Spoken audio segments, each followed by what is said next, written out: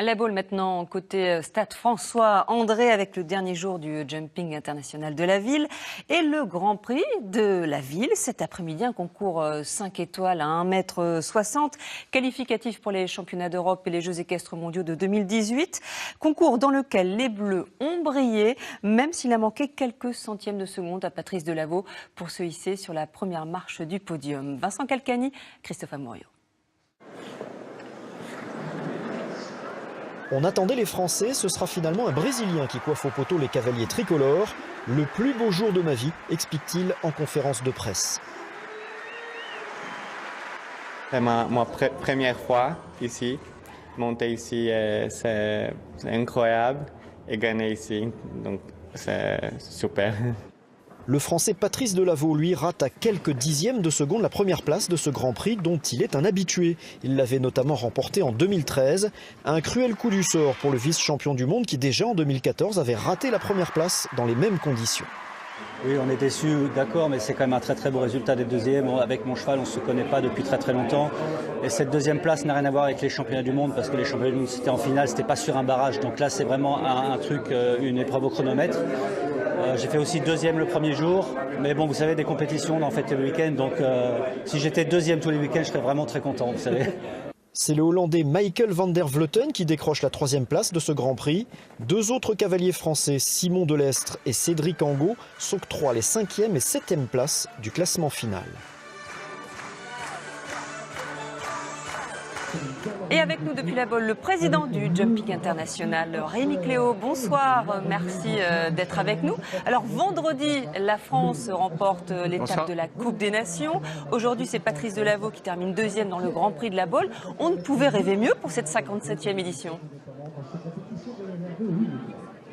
C'est une belle performance pour la France qui est médaillée olympique en titre actuellement. Donc c'est vrai que ça a fait chaud au cœur à tout le monde. Et puis bien sûr, on avait des équipes de très haut niveau. Donc ça rend la performance encore plus extraordinaire. On a senti le public qui était avec les Bleus. Les Jeux Olympiques ont vraiment permis de mieux connaître cette équipe de France. Pénélope Le Prévost, Kevin Stott, Roger-Yves Bost. On a vraiment senti ça dans les tribunes en tout cas. Oui, Émilie, c'est vrai qu'une médaille olympique crée toujours beaucoup d'attention. Ça faisait un petit moment que la France n'avait pas eu une médaille olympique aux Jeux.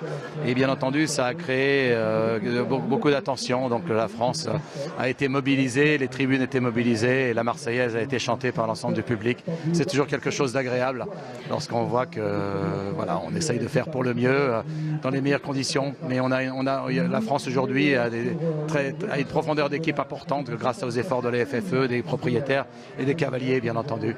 La France est également un grand organisateur de concours. Il y a beaucoup de concours de haut niveau. Et donc la Baule, on est très fiers d'avoir une Coupe des Nations ici qui est présente. Alors ici justement, à la Baule, Rémi Cléo, le plateau était quand même moins dense qu'on ne l'a connu il y a quelques années, avec seulement 3 des 10 meilleurs cavaliers mondiaux ce week-end à la Baule. Est-ce qu'il y a trop de concours ou trop de concours, on gagne plus d'argent ou qui sont plus prestigieux, entre guillemets? Je pense aux événements qui se passent à la Tour Eiffel ou au Grand Palais. C'est vrai que la France est un pays organisateur. Je pense qu'il y a plus de 10 concours 5 étoiles. Mais la Baule est le seul concours en France qui a le CSIO, c'est-à-dire l'épreuve en équipe. Donc en fait, la Baule, c'est un concours avec la Coupe des Nations, le derby, le Grand Derby le samedi et puis le Grand Prix Longines le dimanche.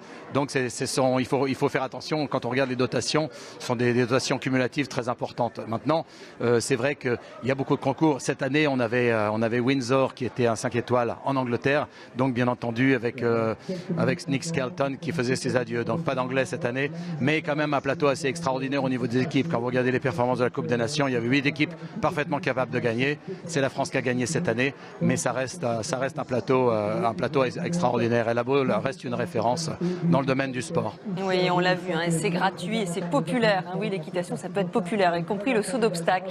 Dernière question, Rémi Cléo. Il y a des changements au Stade François-André. On a vu cette année un écran géant, un nouveau sol pour la carrière et l'année prochaine, une nouvelle pelouse.